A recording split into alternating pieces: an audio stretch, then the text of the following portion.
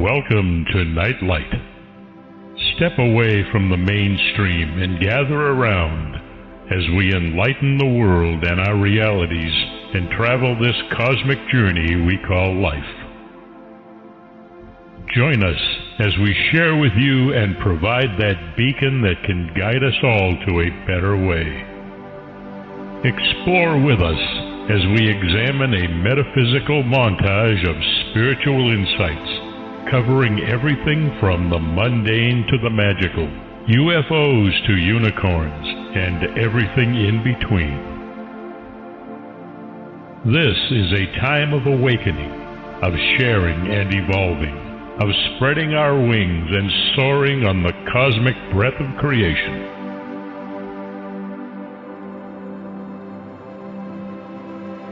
Come and join with other light-minded spirits as we weave our lights together to seek understanding, enlightenment, and with a little luck, some wisdom.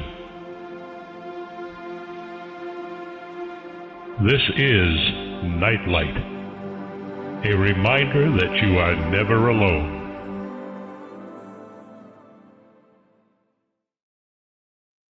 Welcome, everybody. So glad you could join us tonight.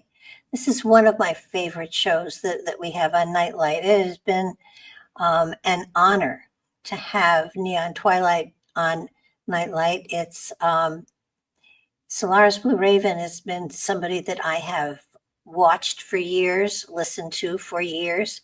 I don't want to make her seem too old, but she has been around for a very long time, and her wisdom and her knowledge is something to be admired, to be listened to paid attention to. She has, as most of you know, 2 shows on Freedom Slips Radio on, I think, Friday and Saturday nights. And she is the kind of person that will always, be able to give you good insight, good reason. Her wisdom comes not only from years of spiritual development, certainly, but also from being fascinated with and looking into just all of the mystical questions that all of us, have and often just have and don't investigate. She's investigated. She's looked into so much of the material that is out there. She's spoken to so many of the authors and the people that are putting material out there, so that to listen to her on any particular subject is to have an education in and of itself. So a while back, I talked her into doing a show on Nightlight once a month, and she decided that it would be fun, and it's more than fun for me. It's an education. So I want to welcome you all to Neon Twilight and to your hostess, Solaris BlueRaven. Well, thank you, Barbara. It's a pleasure to be here again. You look great. It's wonderful to connect with you. Our monthly gathering. Yes, we do try to do it once a month. Yep. Schedules and weather and everything else seem to get in the way every now and then. But it is always such a pleasure to talk with you, because it's a pleasure to talk with somebody else that talks the same language I do. Not so much English, because you do, we talk English, but it's the spiritual, it's the metaphysical, it's interest in what's out there and where we're going, and the spiritual energy that all of us are striving to expand and develop. And I don't think there's a topic I could suggest to you that you wouldn't have a mastery in being able to talk about it, which is such fun. Well, thank you. I think likewise as well. Yeah, we do expand in a lot of different galactic libraries, don't we? Yes, we do. There are actually there is that wonderful site. Now I was going to mention it, and I can't remember the exact name of it, but there's a site out there that is Ancient Wisdoms, and it has so much material on it if anybody's interested in looking into a lot of the mystical things that we talk about. And it's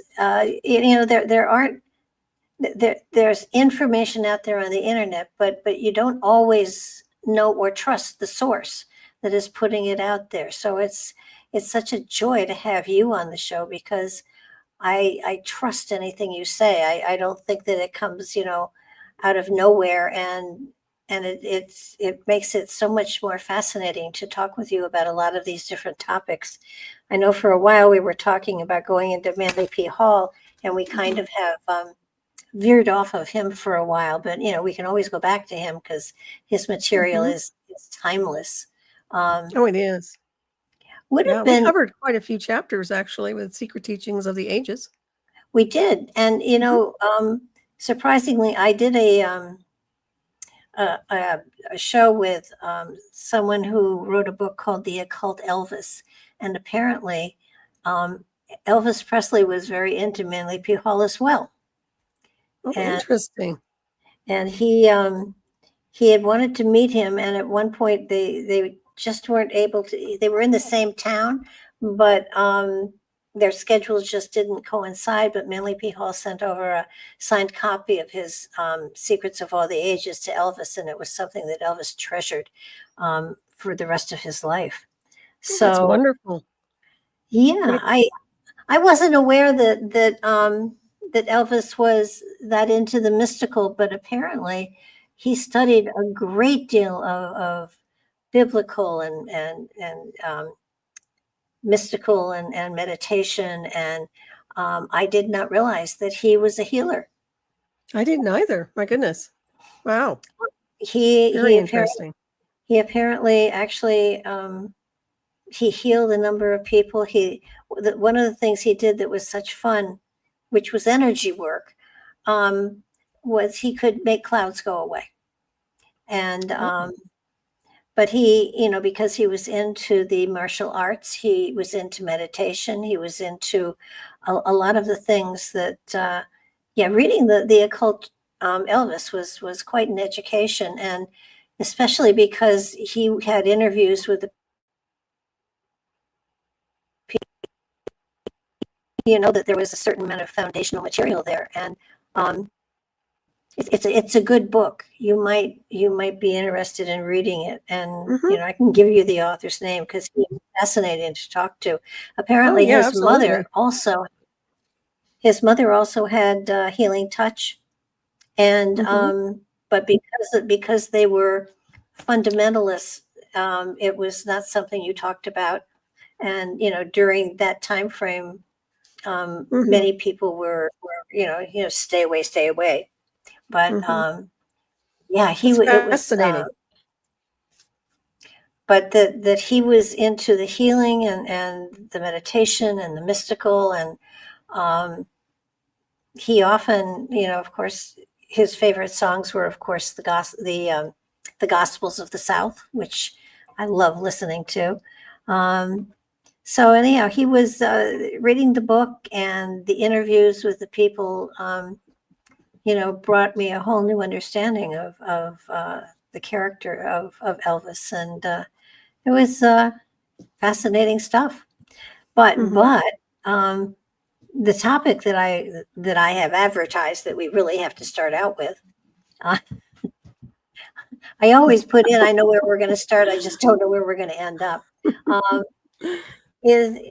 the underwater stargates that are out there. Access points, gateways, and I thought it would be a great topic. Yeah, are the governments aware of them? It would seem that they should be. Well, I would think so, especially anybody in the black technologies, exotic, classified departments would probably have an awareness of some of the anomalies underwater for sure. I know they give us bits and pieces of what they think are supposedly, some kind of exotic tech or UFO related visuals, but I'm not sure if those are actually engineered by us or something else. But I think it's very interesting. They're traversing, or they're capable of traversing for sure, in my opinion. Well, I know there are UFOs that people see going into the water in many different areas. It would make sense to hide, places underwater where they're not going to be discovered, theoretically. And it just, I know that that Mary Joyce talks about a lot of the different underground things that she has seen, and especially off the coast of California.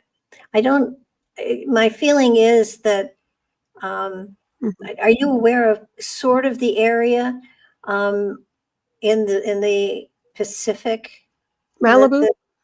Yeah, that would make sense.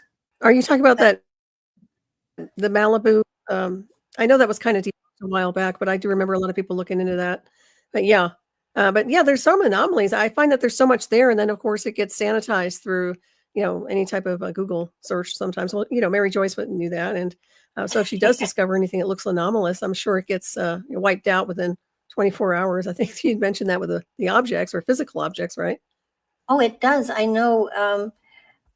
Quite a while ago, she was doing a lot of. She uses Google Earth a lot for a lot of her searching and looking, and she had found literally the signs of the remains of a town off of around the Antarctic, and as soon as she started talking about them, she put out the GPSs of them, and they were blurred.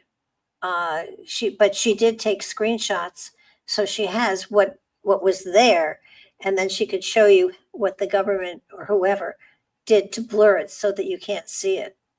So there are That's a very lot. interesting, and I find that they're cutting a lot of departments too.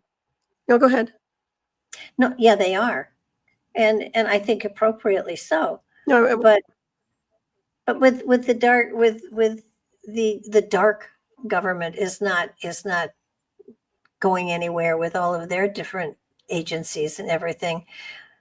And it does feel to me as though, I mean, I know there's something off Malibu. I know there's something off Non-Medal keeps coming up for me. And I know that there was somebody wrote a book on it was on Lemuria, I think, but in a part of the book, she was talking about Non-Medal was really created because that marked the source of parts of Lemuria that had gone down underwater. And I have a feeling that right off the coast of where Non-Medal is, there probably is a Stargate there. Mm-hmm. Are you talking more towards the Pacific or what location? Yeah, I'm in the Pacific generally. The Atlantic, well, of course, you have the in the middle of the Atlantic, it goes down. It goes really down far. So that would be a good place for one. But for some reason, I don't know, the Pacific seems to be more active for me. Do you have any thoughts on that? Mm-hmm. Yeah, I agree as well, especially when I look at the Lemurian frequencies and association energetically speaking. Yeah, the Pacific seems to have more of that mutable energy where it can be, it's more exotic in my opinion, and definitely more in tune with traversing and underwater activity insofar as, being able to access points. I don't want to call them stargates per se, but I find that, yeah, there's definitely a navigation system there, in my opinion. I do think there's something around the Atlantic area as well, but it's not the same field, if you ask me. And then I'm always looking at, if we get out of the water for a microsecond and just look at the access points with the North and South Pole. I think we've covered that before, but the anomalies associated with traversing from point A to point B through those gateways or those access points, jump points, I can call them. That's definitely there. I mean, but also when I was saying that they've cut all these departments, but some of these departments are associated with atmospheric observation. And what I was discussing on my show last night is that sometimes these it's good to have a second pair affiliated with observation points, looking at these things aerial wise, right? So that is something to pay attention to, because who else is going to be there as a witness? Independent scientists, I think, should be keeping their eyes on the sky and the waters. On the water, especially, yeah, for sure. There's so much out there skywise these days, with everybody being able to have their own personal drone to go up there and fly around. I mean, it's really hard these days to determine what's a UFO and what's space junk and what's the space station and what's people's personal drones. And I mean, it's so hard. I mean, the sky is so full of stuff. You can't really determine what is actually a UFO. I mean, they're all UFOs because a UFO is an unidentified flying object. But talking about an alien right vehicle, it's hard these days to tell because there's so much up there. Right. But I with you, Well, I agree with you that the poles seem to have a great deal of energetic connected to them, and especially too, I mean, the South Pole, especially according to Admiral Berg, anyhow. Do you put? You're familiar? Well, he swears that he visited Inner Earth. Now, do you think he actually did? I've heard people trying to debunk all that data. And honestly, there's definitely something there exotic. Otherwise, they wouldn't have had all those projects associated with the military going and doing their own investigations to that location. So in my opinion, definitely engineering aspects of exotic technology were there. However you want to look at it, and to what level he saw it is a whole different phenomenon. But I do think he was able to access a certain area, I don't want to call it a gateway, where he was able to see more than the average bear. And I don't know if it was internal, like inner Earth, or just another configuration of space-time that he was able to eclipse, but definitely something unique, in my opinion. And of course, there's always this mystery associated with Antarctica to begin with, and we all know why. But I still say that there's so much going on above our heads that has been obfuscated that, nowadays you're going to see, in my opinion, less people observing UFOs. I think it's going to be more contained. And I find that this new administration is actually containing the anomalies in association with that. So if we do see anything exotic, it would probably be off-planet intercept, because these guys are going to keep the grip on everything here, in my opinion. I call it the Great Disappearing Act. I was mentioning this. I find that this year is going to be the Great Disappearing Act of things that we already know about being either even more cloaked, more hidden, more concealed, and vanishing, like sensitive data and all these exotic technologies we were familiar with that we kind of decoded. In my opinion, I think they're going to try and remove a lot of that and just make it vanish, or put it in a very, very black space where no one will ever have an idea of where it's located. That's just my impressions. I don't know what you get on that. No, I think you're right. And I think that when the space fleet, the Space Force, was created, I think it was created so that it could be merged in with the secret space program without anybody knowing it. That sounds about right. So that he's created a front for the secret space program to work through, which is pretty clever, actually. I know that there are materials that people who come into power are given, for your eyes only type stuff. And I think that was clever. Now, I don't know, you don't hear of anything the space program is doing, and yet it must be doing something. And yet the armed services have, the rockets going up, and now they're taking passengers. Yeah, you're talking about like Blue Origin and all that. Yeah, that's all commercial, but that's just kind of a low Earth orbit, not even low Earth orbit. I mean, that's a game show, if you ask me. But looking at Space Force, for example, obviously overseen by military, and also I don't know if CIA, how much influence they have, but nonetheless, you're looking at the exotic tech, and some of it that I've been interfaced with in the past, I'm sure is being utilized with their department now, which they never discussed before, but you'll never hear about it because, once again, that's an organization that's not going to talk about it. So I find that there is a lot of that going on with very, very black tech getting utilized now by their projects departments and their exotic departments. What's sad is that the mass collective will never have access to this data.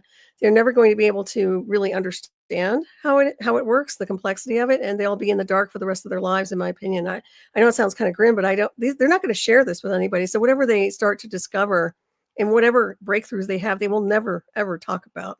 And I think it's always been that way with NASA too. I mean, we've seen that with the airbrushing and sanitization of photos, right? So none of this really changes. But my point is that I find through this administration, they're really putting the caps on every single area that was using exotic experimentation. And I know that. I mean, without question, I know that they're doing it. And I can tell by their satellites and some of the things they've been utilizing recently. So, yeah, we'll see what they do next year or so. But it's that's what I'm looking at. Well, And I you can think, feel the energy. I don't know about you, but you can tell in the field. I can tell in the atmosphere. yeah, I mean, everybody is on pins and needles. You would have thought things would have calmed down after the election, but they haven't. Everybody is nervous still, and it doesn't bode well, I don't think. I know that one of the things that has come out lately in it's who was it that did the guy whose last name I can't pronounce, that was David Duchovny or whatever. He's got, Oh, X-Files? yeah. Well, on his show, he has a new show out that he's bringing forth information that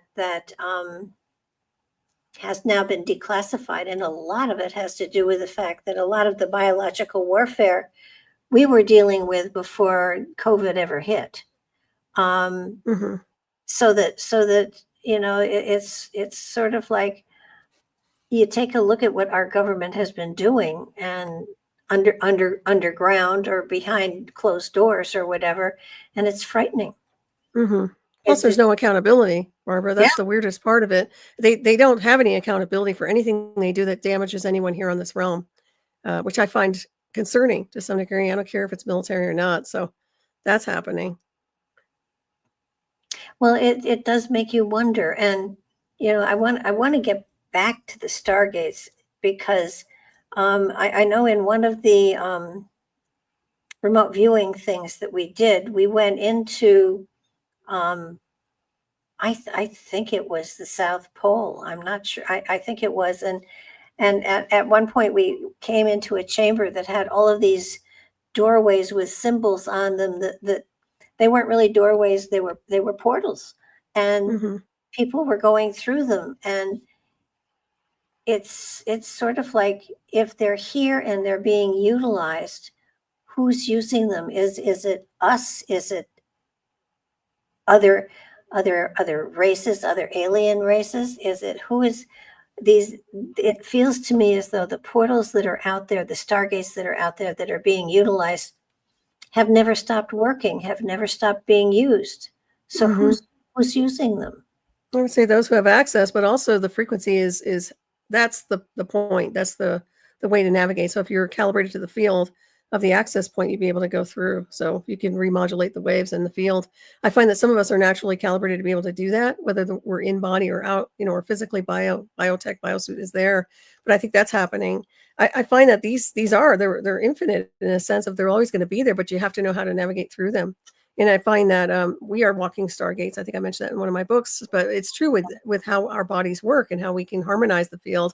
But especially when you're doing even the remote viewing like you're able to do.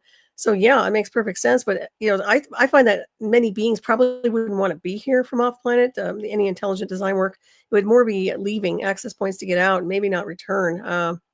I wouldn't want to come back here. That's just me. So I can't imagine anybody trying to get here from off planet.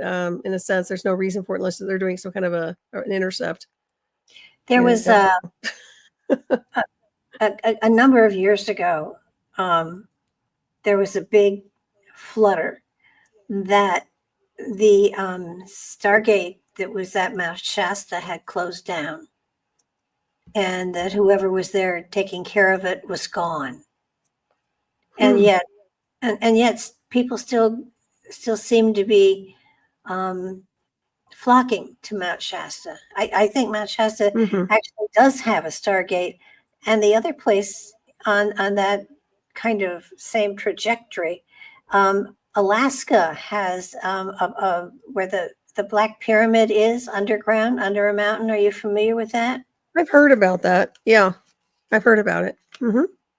It does, to me, it seems as though there is a Stargate there as well. So do you think it's a Stargate or a vortex on these locations? Oh, yeah, that's what I was going to ask you. Because it sounds more like a vortex to me. But like I said, I haven't been to Mount Shasta, like really gone inside of it. I've only been outside of Mount Shasta. I've been in places where there were, I would call them power centers. Mm-hmm. I wouldn't call them Stargates. I call them power centers, where I think some ley lines cross or whatever, where there is so much power that it draws in energy from the surrounding area. Right. And kind of like a vortex. Yeah. And I think the last time I was at a place where there was one, I saw people from all different time frames there. It was really quite unusual. Horsing carriages, horsebacks, on foot. Wow. And it felt as though it was pulling people in. And it wasn't like they were being sucked in. It was not something that was frightening or upsetting. Mm-hmm. It was a draw to energetic fields. Very interesting. And so power centers are around, vortexes are around, and they don't suck you into nothingness. They're places of great power. Yeah, they're amplifiers for sure. But what you're describing almost sounds like a plasma portal or a plasma point. You're describing all the different fractals of imagery connected from different timelines where it's like almost imprinting. I don't know. It sounds very interesting. That's pretty cool. It's fascinating. It was these people had bought this. Actually, it was a party being given to a man who had just been put on the Supreme Court of New York. He was a judge. Wow. And so it was a party to celebrate that. So it was all just lawyers. And when they called me and asked me to do it, I said, you realize, of course, that technically what I'm doing is against the law. So if I'm arrested, you better be there to defend me. And he looked at me and he put his hand on my shoulder and he said, every lawyer in the state is here, just about. Nobody could possibly prosecute you. And it's funny because a number of years later, like maybe 10 years later, I was involved in a lawsuit. And when the judge called us into chambers, I looked at him and I recognized him, and he looked at me and he just winked. And that's funny. I did not lose the suit. Oh, good. That's kind of nice. But it was a stupid suit. But it was a lawsuit nonetheless. But it was the judge's property. His driveway was a mile long, and the house was old, and he said, we think it's haunted, and there were entities there, but they weren't bad entities. They were just there. And so, his wife said, no, I don't want to send them into the light or anything. I just want to know, do we have the right names and everything? And they did. And they lived, very in great harmony with the people that had built the house, who were still in the house. Wow. But it wasn't a matter of a haunting as a sharing of the energy. And they worked with it, and it was really profound. Every now and then, they'd be warned about something, not imminent danger so much as, just things that, they were brought to their attention that they needed to take care of, which was kind of fun. But yeah, it was a great party. I thoroughly enjoyed it. but there was this power center there right outside the parking area for the house, and it was where there used to be a huge barn, and the barn at one time had been a post office. It had been a way station, and stagecoaches had come through there, and Mm. it was still happening. So Oh, it was wow. really it was a lot of fun to watch. It really Mhm. was. Very Um, cool. but oftentimes in crop circles, they're formed on areas that have that same magnetism of ley lines crossing and things Mhm. like that. So vortexes are different from stargates. I think people have to understand that there's all sorts of places where power is, that it isn't, sucking you in or drawing Right. your energy. It's a Right. great place to stand and Yeah, amplifiers, basically amplification, just like a vortex would definitely amplify the energies in the area wherever it is, like a nice power spot.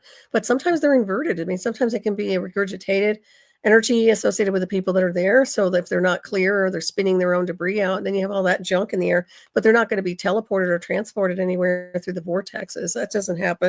And in the crop circles, I think you've stood in a crop circle, haven't you? yes, I have.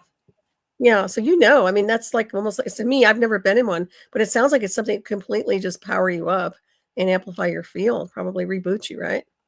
It Yeah, it was I think the best way to describe it, it's for the first thing that I noticed when I was standing in it was that the outside um sounds and energies and everything were muffled tremendously. So there was a quiet and a peacefulness inside the circle. Uh, Nice. there was you could smell ozone, which is what you smell after lightning strikes and stuff like that. Mhm. And I had the same feeling inside the stone chambers that Patrick and I went and did the documentary on. But crop circles um, have an amazing power to them. If I've never seen, I know that there are people that go and meditate in them. I mean, there have to be, Mhm. but um, I've not talked to any actually. And when I was in the crop circle, there wasn't the opportunity to, lay down and take a nap type stuff. But from what I've talked to people who have had that opportunity, it's a wonderful, peaceful energy. And if you're meditating and if you're opening yourself up to messages and things like that, you do get them. So Mhm. it is a place of incredible power and peace. Mhm. And Right. so, Wow. um, What you're describing almost sounds like a dome or a shield with the muffling and how it's buffering the energy. Then also, did you go in barefoot or did you have shoes on? had shoes on. I You had did. shoes Did on. anybody take their shoes off? Because I would have liked to have felt it without shoes on. That's just That me. that probably, how when you're in situations that you look back on and say, "Damn, why didn't I think of that?" Mhm.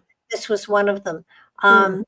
But the ground that it was on was very rocky. I mean, you Okay. could see the circle. You could see, you could see how the energy had. There was no amazing pattern to it, like the ones in England where you have all of these wonderful geometrics.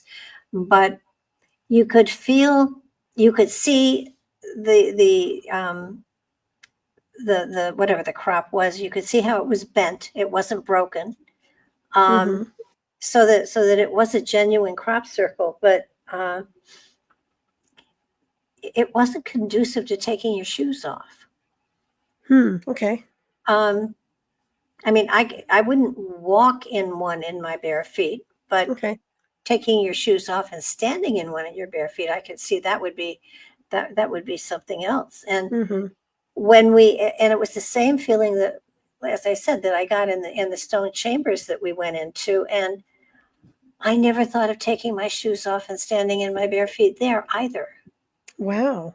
That's And I interesting. don't know why, because the floors were just dirt, pounded dirt, Mhm. so that and always clear. They didn't have, there wasn't a lot of old leaves or dead wood or anything there. So Mhm. it would have been very easy to stand in your bare feet. I never thought to do it. That's interesting. Well, if you ever get a chance, who knows? I just think it would be interesting to feel the energetics coming up through the feet, the chakras in the feet, just to feel that, see what it feels like energetically and how the body adapts to it. Well, Very interesting. absolutely. And,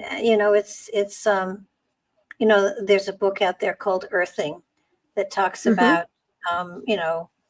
reconnecting with the earth mother, walking with your bare feet on the ground, and Mhm. that we have isolated ourselves from the heartbeat of the earth because of concrete and asphalt and wood and leather and everything. And yeah, standing with your bare feet on ground like that. I also have a new respect for the mounds and Cahokia and Monk's Mound and all those areas. And in those areas, you can take your shoes off and walk on the ground Mhm. and, That sounds and good. feel the energy. Mhm.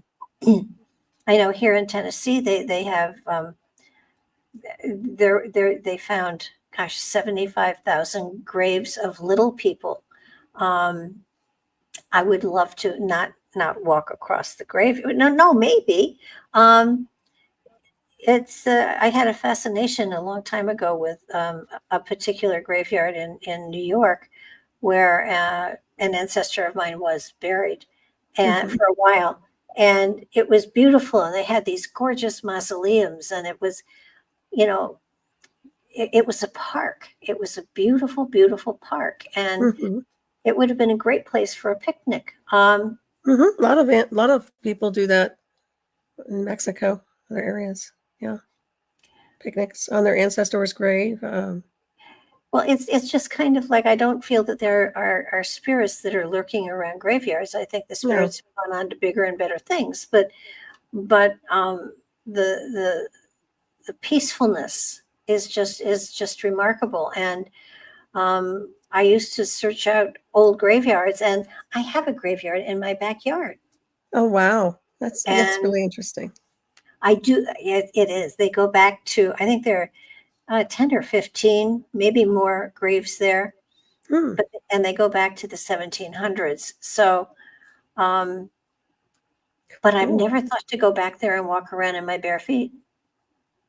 Well, you never know. But I will That- as soon as it's cooler out. yeah, I was gonna say it'd be nice to kind of just go in there and see what you find. That's so nice. The historical benchmark of that, he says in the 1700s. Yeah, there's always a nice energetic associated with some of those old cemeteries for sure. They're Oh, beautiful. Some of the gravestones are absolutely stunning. Yeah, well, there's really only, I cool. think, two headstones we can actually even read the dates and names on. And one of them was my Oh ancestor. wow, So, uh, which, isn't that which interesting how that happens? I don't That's know. not a coincidence. You can't make it up, Barbara, how that works, right? No, you What are the can't. I mean, chances? Honestly, there are I no mean, chances. the man that is buried there, it was his sister that was married to my ancestor. So he's an ancestor by marriage. But Wow, but still yeah, no, amazing. I tease my son all the time that I have kin buried in the backyard. I'm more southern than he is. It's so wild. Well, that's a But good but omen. I think it's a really good thing. oh, when the people here, when I said, we have a graveyard here, and they kind of said, "Does that upset you?" And I said, "No, I'm thrilled." That's funny. I That's I nice. just can't think of anything lovelier than to have, you know, Mhm. a piece of history that close to you. Um, Oh, but I right. want to I want to get back to the portals, because obviously at this point in time they're hidden. They're not something that is common knowledge. Um, Mhm. and yet I get the feeling that part of our government, some people know about them. You know, Oh, they I'm sure can't. they do. I mean, people in, yeah, no, I agree. I think it's a certain group of people, though. I don't think it's everyone and their mother. And I certainly don't think it's anyone in a lot of these agencies. I think some of them are just completely compartmentalized when it comes down to these types of exotic points, access points. I don't really know if they have the maps, so to speak. In my opinion, I think they're all intersecting. So if they're not really understanding which access point is going to take them to another destination, Well, that like makes another location on the map, that not makes sure they you would get wonder. that. They may not have it all mapped up appropriately But with that that. makes you wonder then what is the purpose of the tunnels that they're plowing from the East Coast to the West Coast? What's the purpose of that? If there are You're talking portals about the already, underground, yeah. right? Well, to me, I think that they're not really. I think back then when they started having these creating these underground facilities, I don't think they had capabilities of going through Stargate or access points. I don't think they understood the anomalies associated with an access point or a gateway. I think they're just now understanding that, after all these years. And I think that's a whole different breed of military and a whole different breed of exotic technologies and space programming. So what we've seen with the underground facilities, or we haven't really seen them, but is really just about surveillance and satellite systems, if you ask me, and exotic experimentation. If you hear a dog in the background, that's the neighbor's dog in my front yard barking. My apologies. But yeah, I mean, Well, what? sorry. She's That's can you okay. hear her? Hey, listen, my cat sings to you on occasion, so that's part of life here. But That's all right. with these tunnels that they are, I think they have them all finished actually, but with these tunnels that they have that go deep, I don't understand. In the case of earthquakes, where the plates are shifting, wouldn't that destroy the tunnels? Yeah, I'm here. Yeah, I agree. I think it would destroy the tunnels, and I think that that's not necessarily a wise thing, is to keep everything underground to such a degree. But back in the day, I don't think they were that vulnerable. I think nowadays they could be a lot more vulnerable. So that's another aspect to look at. But if anybody was really understanding what we were dealing with here, we'd be living off planet by now, as I've said before. I think the final solution to the equation is to really reside off planet into a different No, no, space time, but that's a whole different end game. It yeah. really is. But to live off planet and to wake up one day and know that you're on a whole different space time configuration and you're in another planet, the illusion of a Well, celestial body, I think that would be very interesting. And I think that's our objective. I think that's what we should have been doing a long time. I think the bunkers and everything yet. I don't think it's secure in any formula. I think there are a lot of problems with that. well, I agree with you. And while living off planet um, would be fascinating, you don't know what you're buying into when you do that, though. Do you really? Well, it I depends mean, on where you're going. I mean, yeah, but some of us know, we kind of have this understanding that we understand where we're heading, and we understand that that's the location we need to be, and it works. That's just me. When you're remote viewing, you have a vibe, or even just an understanding of what's going on and beyond this spectrum of here. I think that home is home, right? You kind of get that impression. You understand where you're supposed to be. I'm not saying everybody's like that, but I think there are quite a few who do. And here it's like, we don't really see much of this, Barbara. Everything's been obscured. I mean, when you think about it, we're really not seeing the full spectrum of this place here, what people call Earth in any formula. I mean, it's always been, deception 101 here. We've never been told the truth. And all of this layer upon layer, you talk about layers before, and the idea behind all of that going on, so many layers of deception. And where's the real construct here? Where's the source construct of the blueprint, right? So, it's I think right now this place is a mystery, to be honest. Until people are really seeing it for what it is, it will always be obfuscated. They won't know. It's like a mist. yeah, and I just I do wonder a lot. It just seems that there are levels of humanity that know so much more than we do as far as source and purpose and direction, and but purpose. And you have so many fiction writers that are coming so close to guessing appropriately what source and purpose was. No longer does it feel right that we evolved from an ape. I don't buy Well, that it. was never correct, in my opinion, not in any formula. Like I said, people have been lied to. They've been given the wrong database of information. So once again, you have not evolution of a mass collective, but almost inversion of their evolution, right? Yeah. So that's a big problem until the big revealing happens. And quite honestly, you're not going to see it. That's my point. And that's what I was discussing early on, even with the access points and gateways. I mean, what I put out is accurate. I don't care if they like it or not, but I can tell you, they're never going to tell you guys, they're never going to tell the masses what's going on. And now it's going to be more and more contained and more, zipping their mouths and not saying a word. I feel sorry for the masses that they're not being able to see beyond the spectrum of here, because they really need to understand with a different lens where they are at and where they're heading, and how to get away from all this and how to traverse, right? That's the whole idea, is to be able to be a traveler, because we are travelers, cosmic travelers, like my book. Yeah. So, that's really what it boils down to. Certainly don't need to be in a stasis of control here. That's not okay. Yeah.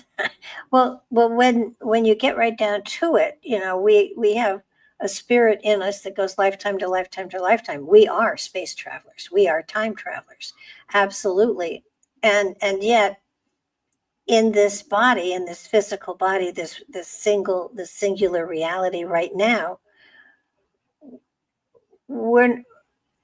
I don't want to say we're trapped, because I don't think we're trapped. I don't feel trapped. I don't think you feel trapped. I think you feel restricted.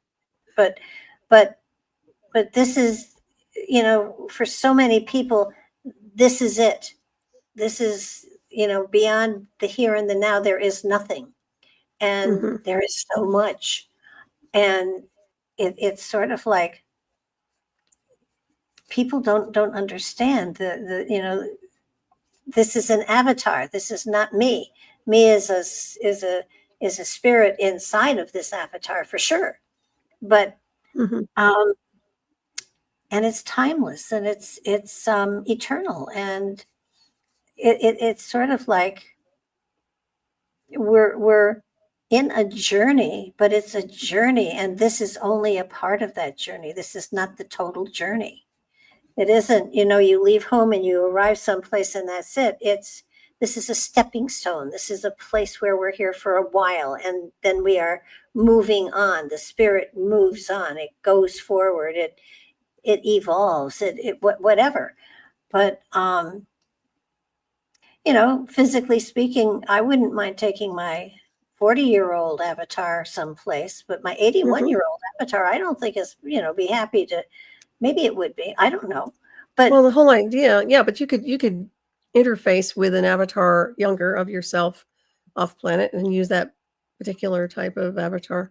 That's the whole idea with interfacing, and your collective, what you are, gets integrated. And it sounds like transhumanism, but it's not. But the idea behind that, you could easily do that. I'm talking real time. I'm not talking you have to die. I'm saying your biosuit. I'm saying you could traverse and actually be able to do that. And there are technologies to be able to do that. And I agree with you. But once again, we're in the wrong space-time configuration, which ages us rapidly. I mean, in my opinion, I think people are just, this is a place where people are here to age. And when you think about it, nobody should be working the way they've been working here on this realm. I find that a lot of the things that are going on here are enslavement related. The whole idea behind, nobody's stuck here, but it is contained right now. It's contained through secrecy and the mysteries. And you have to really be a deep diver to get into and beyond what this information and gnosis is about. And a lot of people aren't willing to do that. They don't even know how to get started, Barbara. And thank goodness, there are beings like us around. And I don't say that in arrogance. I'm just saying we're at least beacons of light here and there to help them and at least illuminate them to such a degree they can at least start to evolve, or at least look into a different area for exploration and finding information that resonates with them. But most people are lost here, and there's no support on that level when you think about it. I find that this place, like I said, there needs to be a huge revealing, and everything needs to be put on the table, data-wise, all exotic tech, everything. It's not just for, you need to know, or classification, or specific agencies. Now, everything needs to be laid out for everybody here, right now, and get this movement going, energetically speaking. Well, that's my 2 cents. Yeah. but every government would have a different take on that. I mean, For sure. It's control. yeah. But the universe has the final word on a lot of this stuff too. And as long as people are here and following by the programming, that they're never going to get anywhere. That's my point, is that we think outside the spectrum of what their programs are about, but most people don't. But you evolve to the level of what you've been programmed to absorb. And when you think about it, these people aren't really going anywhere besides here, in my opinion. So that's another aspect of where do they go when they leave this realm? Well, how much have they learned? And to what degree are they going to be evolving? Are they seekers? Are they explorers? Are they travelers? Do they even want to travel? I think some might even be so earthbound and entangled here that they won't even want to traverse any galactic highway, or they might find themselves being frightened to even think about going beyond the spectrum of here. It's really interesting when you think about it. Yeah, Patrick had a pretty good view on a next step, and he had it all outlined, and he said, "This is where I'm going when I die." And I said, "Okay." It's funny. It did not in any way, shape, or form coincide with my belief system, but he was firmly convinced, and I'm pretty sure that's where he went. So at least for a time. Mm-hmm. But it's kind of like every now and then, I get a hint of him being around, and it's really kind of cool. Uh-huh. Kind of like he's checking in to see if I have, outraged any. Well, of he his must have lived you, or he must have given you an access point. Then he must have given you a way, almost a little Stargate to go through if you choose to connect. Sounds like, if he's still kind of connecting in with you energetically, must be something there. Has to be some kind of a trail. Highway. I would say so. He definitely didn't believe in a lot of stuff that I did, yet he saw me doing it, and he said, "I don't know what you're doing, but you're doing it well." That's cute. No, he was a very cool man, but unusual, as most brilliant people are, very unique and unusual. Well, you did some great work with him, some excellent work with him. Absolutely, and it's sort of like, okay, so now what's the next step? Where do I take it from here? And I'm beginning to get hints and whatever of what the next step is, and it's sort of like, okay, I think I've got it, but just let me tie up some loose ends first, and then we'll get on to this other material. And I figure I've got another 20, 30 years I can play with, so at least. And also, yeah, you do. And also the idea behind, what do you want? I think it's the art of the manifestation aspect too, because you can do anything you want. So what exactly do you want to do?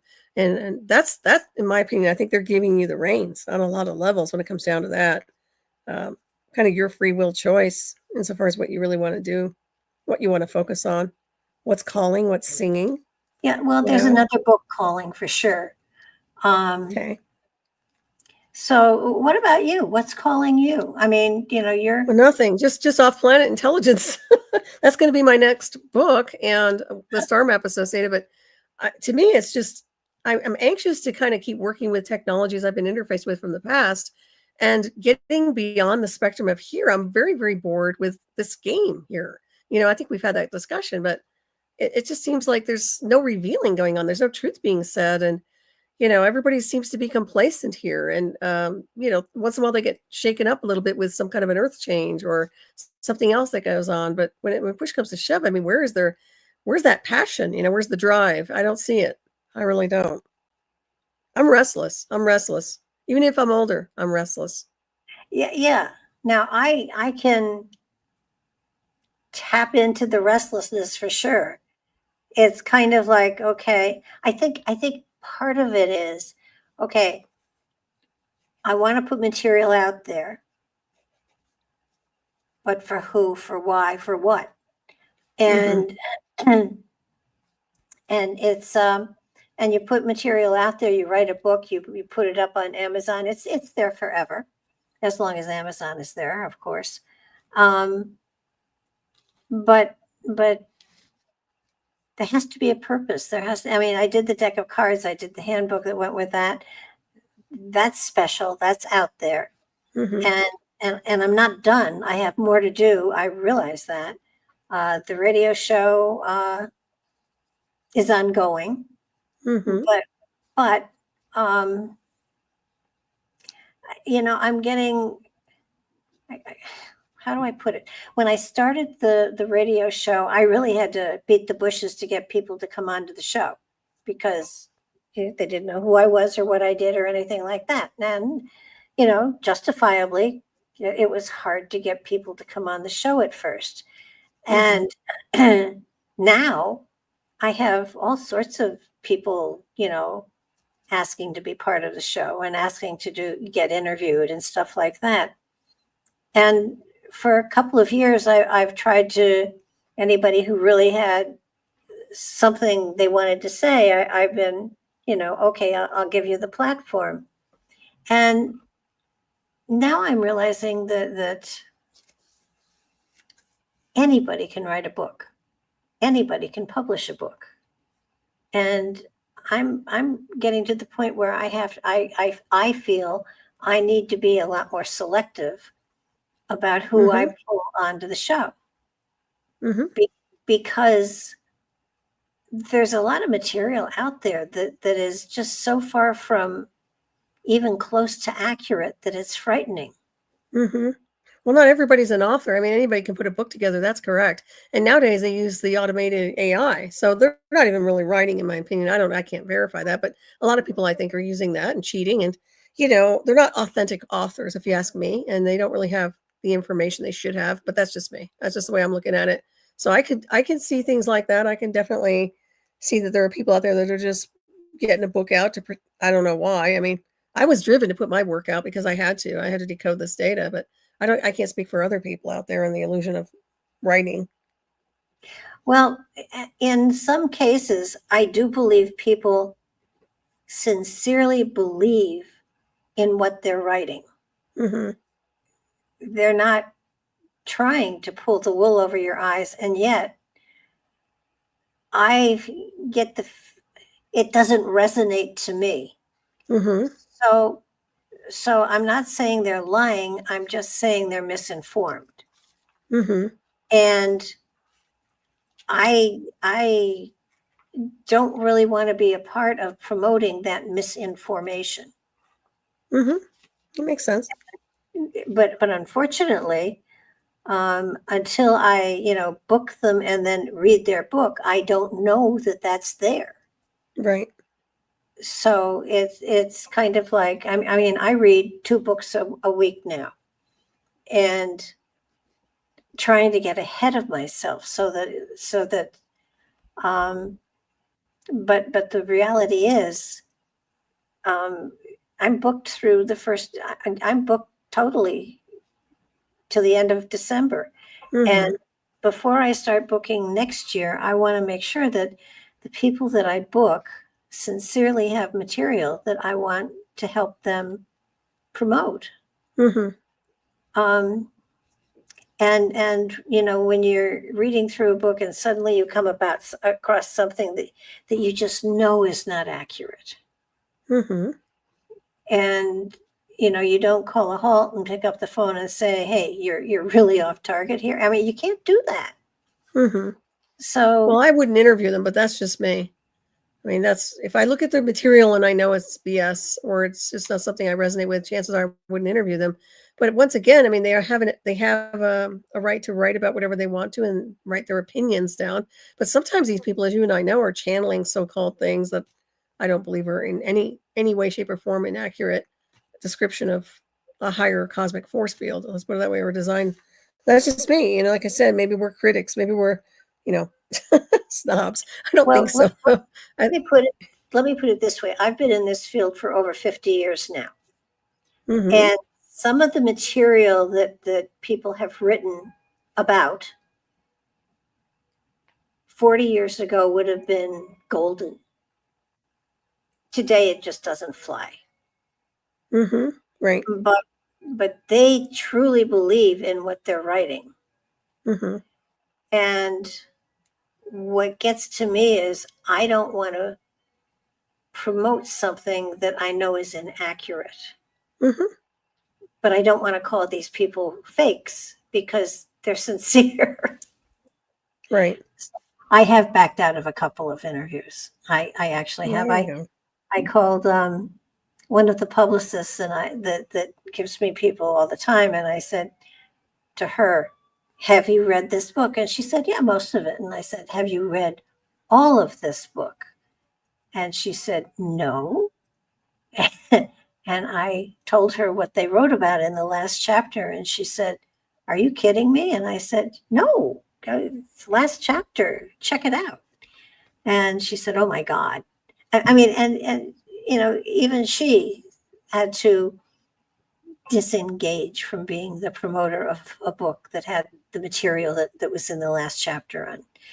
So I guess it's a matter of being more careful about who I put out there. Mm-hmm. But, for the most part, I've got a lot of authors that I just absolutely adore that you can write a book and you're welcome. Let's go. Mm-hmm. So got a lot of those good books out there too. There are a lot of very good books out there. And then, you can, I mean, there are many people that have written wonderful material that are no longer with us. Mm-hmm. That you can't exactly have them on, but I may reread the book and do a show talking about the book and the material, even though the author isn't there to talk to or Mm-hmm. with. Right. Mm-hmm. That may be another direction I go. I don't know. I think so. It feels like there's a new direction. Well, there's always a new direction. And I think that, but to me, it's always up, energy up and beyond here. Not necessarily, this situation here, but I'm just saying things will change rapidly, if you ask me.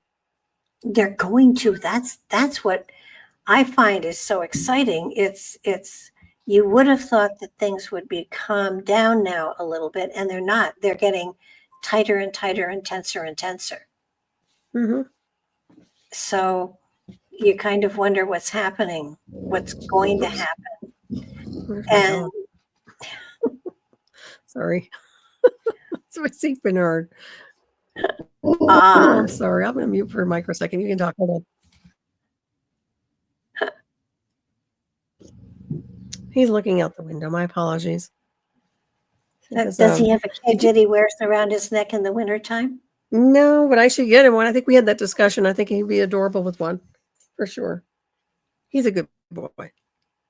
Oh, St. Bernards are great. My window, unfortunately, is my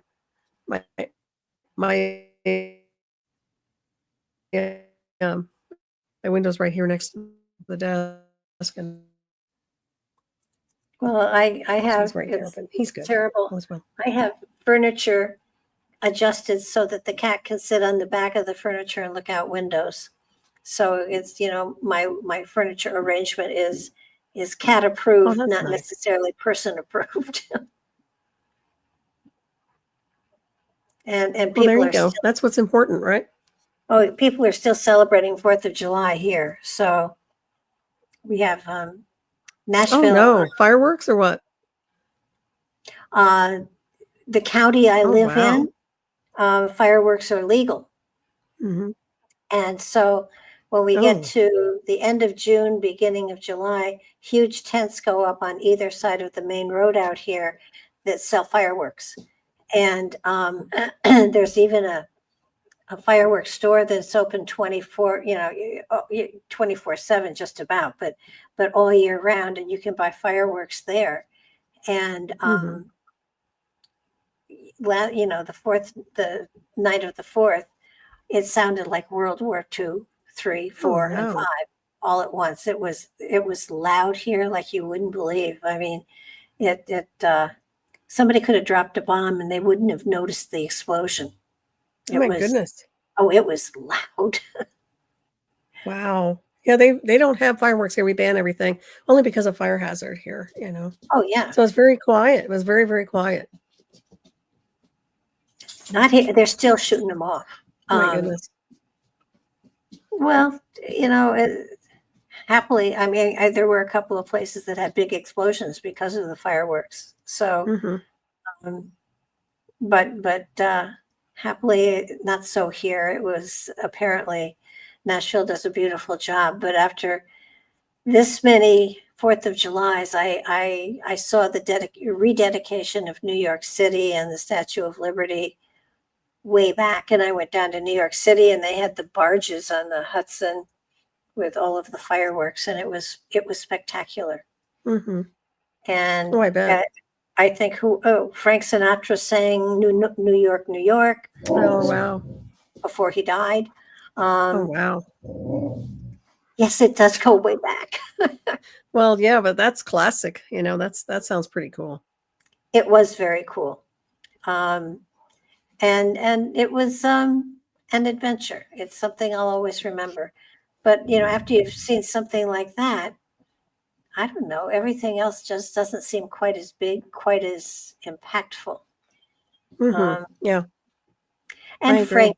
frankly, to tell you the truth, I have no desire to sit outside in the humidity, in the bugs, and watch fireworks.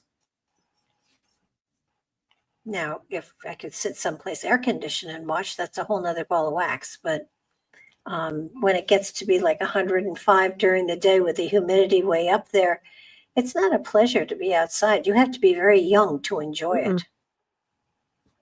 Yeah, that's very, very hot. I'm not a fan of that kind of heat in any form. Whoops. Sorry. How do you know when it's Ignore the thunder dog in and the when it's background. yeah? He How probably do you sees a know when rabbit. it's thunder and when it's the dog? Well, yeah, he does sound a little like thunder, doesn't he? Yeah. Yeah, he has that low growl. He's a talker. I Oh, have the that's other one sitting here right by me. He's being quiet. So, yeah, they're funny though. We did have a thunderstorm here. You would have appreciated that. We had a oh, little bit of a thunder boom earlier. I love Yeah. thunder and lightning. One of the reasons, not well, one of the good points to moving to Nashville is we have wonderful thunder and lightning storms, just Hmm. magnificent ones. And the cattle, she hugs the floor and looks at me with her ears down, like is the ceiling coming down or what? I mean, sometimes it rattles the furniture. It's really just Wow. amazing. Oh, Hmm. well, the only bad thing is we do have great thunder and lightning storms, but quite often tornadoes are a part of them, which are not good. Hmm. So, Right. Well, knock wood, you don't get any more of those anytime soon, right? oh, Wrong season for them, right? there is no season. Okay. They come when they feel like it, and Hmm. they are very destructive and so destructive that the TV is suddenly will blast, go to your safe room, go to your safe room. Your cell phone will do it. I mean, they warn you, go to your safe place. So Hmm. and I Well, that's good. At least you get an alert system going on. You yeah know. I think well yeah, but look what happened in Texas when they Well, had that's my point. Yeah. a 30-foot wave coming down on top of you. They didn't see it coming. That's my point, is that the National Weather Service, I don't think they were able to do an assessment properly. Now, you could say it was due to the cuts. We really don't know. But in my opinion, I think there was definitely something associated with that, because they did cut a lot of people. That could have been, I think they cut their personnel at nighttime. So that, I'm not sure what time that came in. But it sounds to me like it could have been avoided. And that's a shame if it was the case. But yeah, that's Do you crazy. That's just do you crazy. think do you think the weather was manipulated to cause that? Well, it's possible. Although I think he's trying to put the brakes on geoengineering, but I think they're still going to use it. So who knows? It's highly possible it was an engineered. Sounds very, very strange to me. I mean, it's something that you just don't see normally. Well, that's That's for why, darn sure. Something like that. when I heard about it, all I could think of was, no, that's not a natural event. Something caused Yeah, it. I agree. Well, I thought it was weird that the title was like they said mystic, and it was a Christian group, and I'm like, that doesn't go. I mean, no offense, but Christianity and mysticism are two different things. Mysticism is what I am into. Mysticism, occult, spirituality. I mean, Yeah. different realm. And when I think of Camp Mystic, that's not really a religious. It shouldn't be associated with Christianity. But that's just me. That was my one thing that stood out was why that name, in association with that group of people. It just didn't register. And I know that's just me. But those of us who are on that path, we see it differently. Than it's Well, a they strange thing said, for them to label when they want to be quote unquote Christians. yeah, but that camp has been there for like 50 years. It's been there a very long time. Yeah, but isn't it weird? But You- still, is it yeah. associated with just religion? Because it's not mysticism. There's two different things between religion is an indoctrination program. Mysticism is way beyond the spectrum of that. So they shouldn't really call it Camp Mystic. It's not about mystics. And when I say mystic, I'm expecting like craft Yeah. Well, practitioners I and was magicians. tonight. They were saying that there is another buildup of water that is on Oh, its way wow. down the river, so to speak. But Interesting. I mean, That's my amazing. gosh, Yeah, inland. I mean, where's it coming from? That's it. Where did it come from? So, Mhm. so again, when things like that happen, I have to say, are they fooling with the weather again? Are they trying to do It's highly something? possible. I mean, Well, that's what I mean by not having a second lens, because now all this is encapsulated. It's all being put in. NASA's in control of a lot of this now, insofar as what the new administration has been doing. They're getting rid of the people who are independent witnesses or people who can do their assessments with the National Weather Service. That's an extra pair of lenses and eyes that we no longer have. So all we can do is go by what they say now, what NASA says, or whoever he's put in charge, which is a very big flag to me. Okay, so once again, what Dr. God says is going to go, right? And once Yeah. again, we all know how NASA, no offense, NASA, we all know how they exaggerate and they paintbrush things and airbrush and all that. And, Yeah. So it is what it is. I mean, you'll never have the answers unless you are the one who's there witnessing it with your own spectrum and your own lens, if you ask me. And that's concerning to me. I've been doing a lot of analysis on these guys, and I'm like, now we need extra witnesses and people who are in between the spaces and shadowing them. And we're not getting that anymore. So yeah, anything goes. We don't know. And it's not an act of God. Sorry, kids. I know they want to blame it on some kind of 100-year flood or something. Sorry, I'm not buying that. Not after what I've seen. I mean, So, 100-year flood is one thing, but a 30-foot wave coming down that river is not a Yeah. 100-year flood. Yeah, that's definitely something's afoot there. Then, and it wasn't with a fissure or anything opening up, right? I mean, that's what it sounds like, but I don't know. It wasn't a I didn't dam do enough. bursting. Okay, so nothing like that. No earthquakes, right? Uh-huh. No earthquakes, yeah. So No. yeah, I don't know, man. It's wild. It's really, really wild. It's unfortunate so many people are gone. It keeps climbing insofar as Well, people that have been lost from that. I mean, I think the saddest thing is that it hit a camp of children. I mean, that's, Yeah. And nobody gave them a heads up. That was in the middle of the night, if I'm not mistaken, right? there was no heads up. I mean, here, there's warning all over the place with tornadoes. Right. And you But can track those fairly easily too, right? well, they can see where rotation is, but Mhm. tornadoes kind of jump around too. They don't, have a track. There is a track, but then they'll lift and then they'll go down someplace else. So they are really hard to spot. But Mhm. I have to say the Weather Channel here does a magnificent job on, telling you exactly where the rotation is and, when to go to your safe space and when to not. Mhm. And I usually have the TV in the living room on loud, and my safe space is a half bath in the middle of the house that the cat and I sit in, Mhm. and my cell phone, and just watching it. Since I moved here, I have to have probably 6 different weather spotters on my phone to be able to see what's Wow. coming. That's quite a bit. I Oh, will goodness. check one and then I'll check another, and it's when you know that the tornadoes are in the area, it helps to have that kind of information in the palm of your hand. Mhm. And I Oh, sorry. I can remember the first time it Goodness. happened. The cat and I were sitting in the bathroom, and it was my son on the phone. He said, it's headed straight for you. And I said, yep. And he said, well, are you in your safe room? And I said, yep. Oh, I mean, I leave the door of the bathroom open, so the cat can come and go. And if it really gets too close, I pull her in and close the door. that's good. But they're so destructive. Mm-hmm. But Yeah. but what that water did to that town, the houses, I mean, it just swept them right off their Mm-hmm. foundations. I mean, it was Yeah. horrible. Yeah, it was.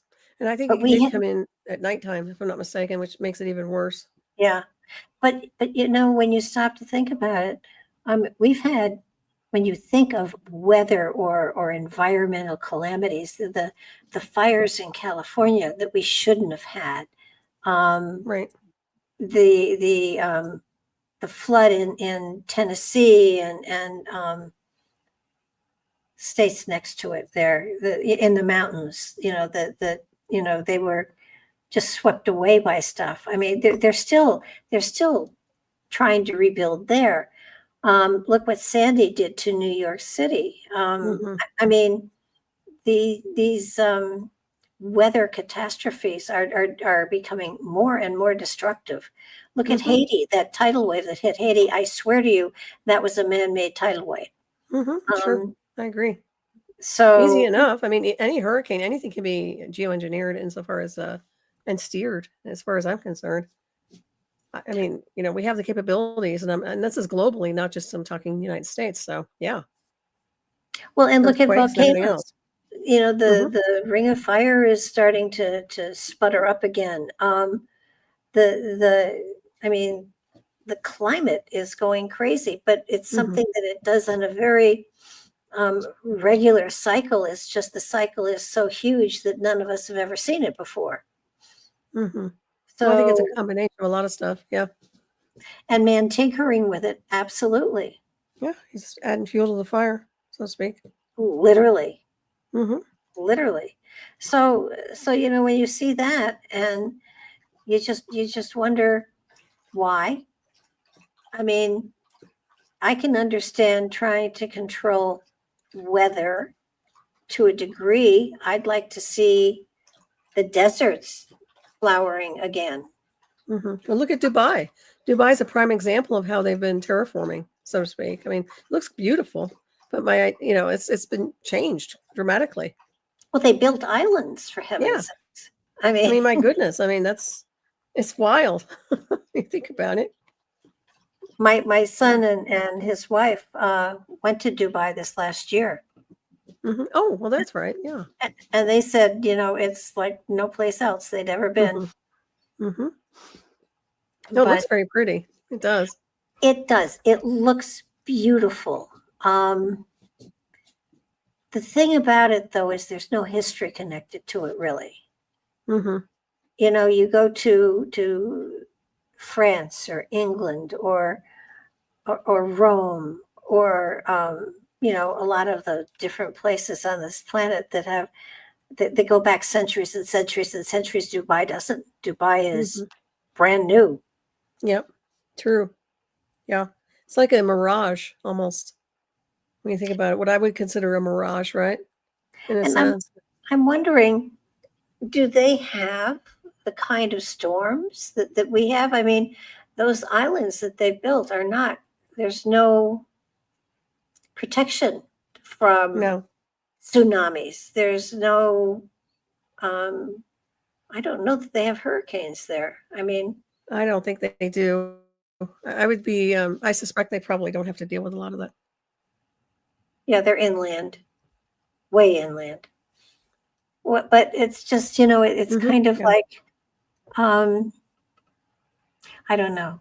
The world is changing, and those of us that have been around a long time are just shaking our heads saying, oh my goodness. Mm-hmm.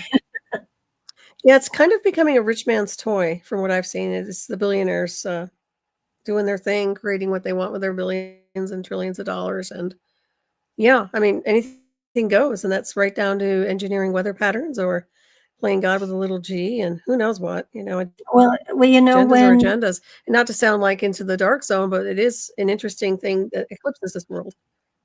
I think one of the things that has bothered me is that people with a great deal of money are spending it in places that are so dangerous, it's ridiculous. When you look at that submersible that was going down to the Titanic, how it imploded and killed everyone aboard, because it was just a lark. Sure, we can throw this kind of money, for this kind of a thrill. And Right. then when they started to send people into space for a few minutes of weightlessness and stuff like that, just because they had a lot of money. Well, that's going to go down. That's no pun intended, but that's only a matter of time before that implodes. Somebody's going to get taken out. I hate to say that, but honestly, it's only a matter of time. That's exactly what I thought. It was like, oh my gosh, this is not scientific anything. This is rich people getting a thrill. Right. I mean, they should have never let a teenager go in that submersible. I talked to Charlie Pellegrino, who went down in the first submersible that went down to the Titanic. And he said he had spoken to that man that created the one that he was selling tickets to go down. And he said there's no way he would have stepped foot in that module. That it just wasn't safe. And sometimes money insulates you to the point where you don't realize that it won't protect you from an accident. Yeah, if there's no oversight, it just depends on the engineering and what they're putting into it, the materials, insofar as if they're cutting corners, being extra cheap, even with their billions of dollars. And, it does happen. I mean, they make accidents happen insofar as just not paying attention during construction. I mean, it can happen to anybody, those industries. Yeah. Do you remember a movie a long time ago, Logan's Run? Oh, yeah. I love that movie. Yeah. Classic. And how when you got to be 30, you had the chance to be renewed or reborn. Right. Yep. That's and they were just killing them all off. Right. I'm looking at wondering if some of the stuff that's going on today is getting close to that, where people I wouldn't be surprised. People who are trying to stay young forever are going in for therapies and treatments that appear to be safe, but aren't. And it does make one wonder. I'm thinking keeping the original equipment as much as you can, and not looking to be something you're not. Well, they certainly get a lot of plastic surgery and all this other stuff. I mean, billions of dollars can buy an awful lot of upgrades, so to speak. But yeah, if you still have the same biosuit, unless you get reconfigured, and that's what I mean by this particular space-time configuration is not compatible with us in a sense of living longer than a duration of here. But it just has a lot to do with what's going on with our electromagnetic field, and in my opinion, the beyond gravity that's here, it doesn't work for us here. So yeah, but I do see that everybody's getting themselves upgraded with whatever they can do to make themselves look younger. Well, so, they look good for now. Yeah. A lot of people I know get Botox, but Botox is poison. Yeah, it's botulism, isn't it? Yeah. Yeah, and it's paralyzing or something like that. Yeah, I think it's foolishness. Yeah. I always thought wrinkles, especially smile wrinkles, were good things to have. It means that you've had a good life. But you just, I don't know. There's vanity connected to it. I mean, let's face it.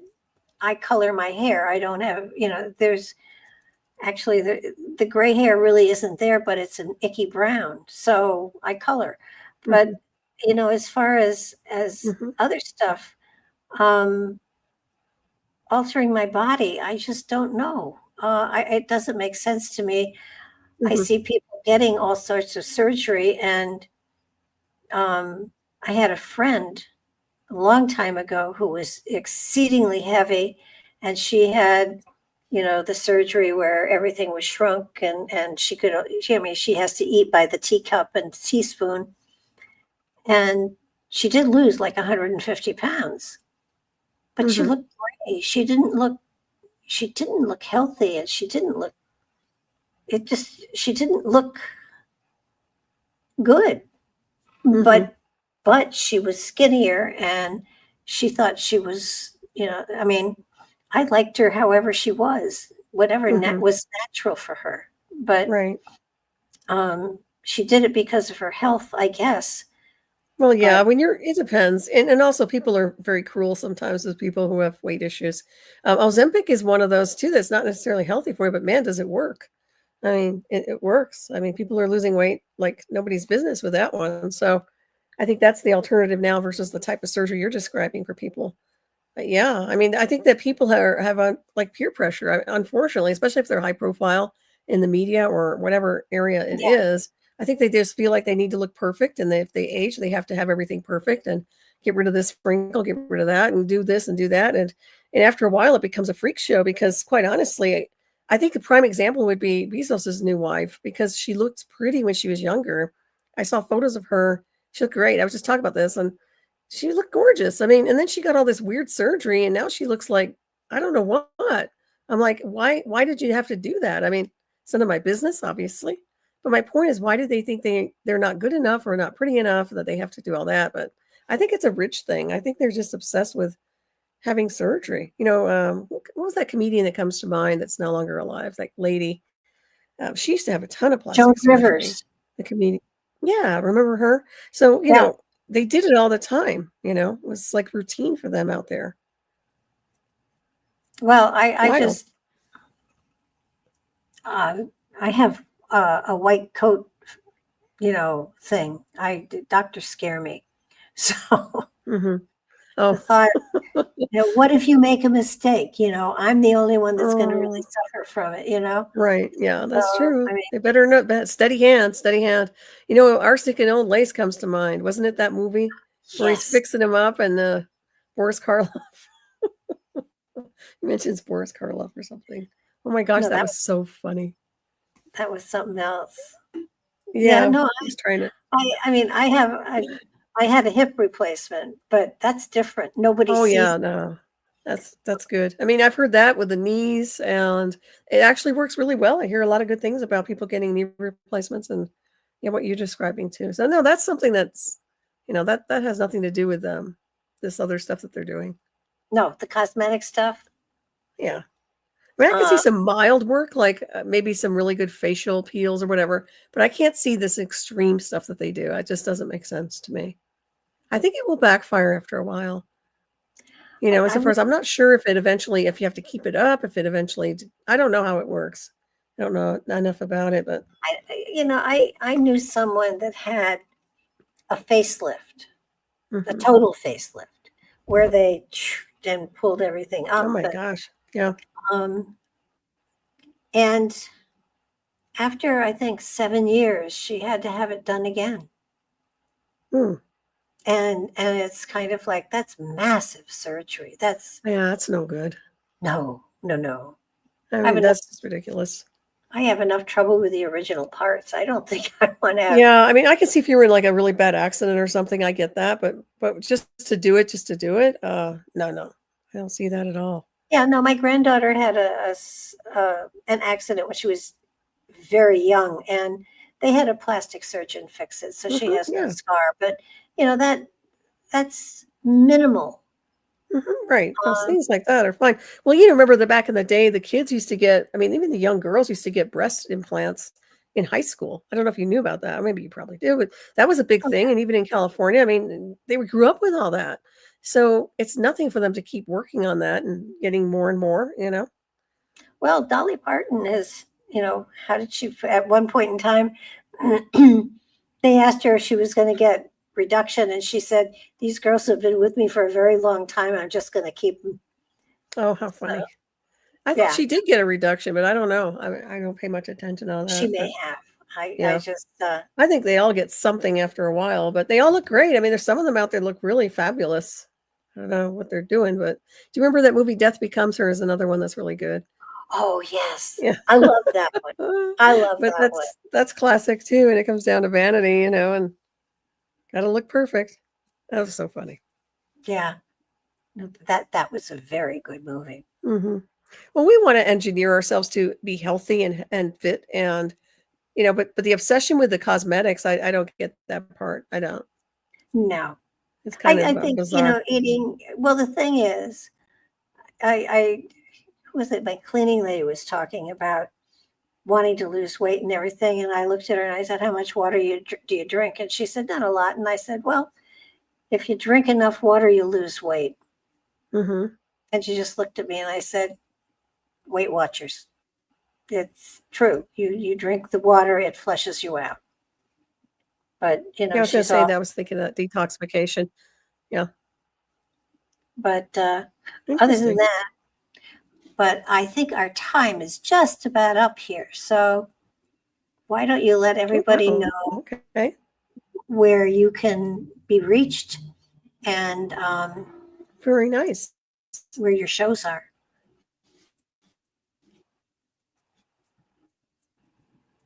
Hello? Okay, you kind of broke up there, but I'm assuming you want everybody to know how to get in touch with me, right? Yeah. My website is nightshadowanomalydetectives.net or .com, and my shows are on Revolution Radio. Of course, Raven starts Witching Hour on Saturday nights, 12 midnight Eastern Time, 9 p.m. Pacific, and on Friday night or Friday afternoon, I have Hyperspace Night Files, which is at 5 p.m. Eastern Time. So, Studio A. And thank you very much, Barbara. Once again, a lovely conversation with you. I'm glad we were able Absolutely. to connect today. Yeah, absolutely. And you can find me at barbaradulong.com. And this week coming up, I have a show on Monday, I have a show on Tuesday, and I do a free reading show on Thursday. So if any of you are interested in getting a free reading, we'll be streaming live on YouTube at 8 o'clock Central for 2 hours. So join us, hop in, get a freebie. And that said, thank you so much, Solaris, for again an amazing evening. And we will see everybody back here, hopefully, the last Sunday in July. Until then, good night, everybody. Night.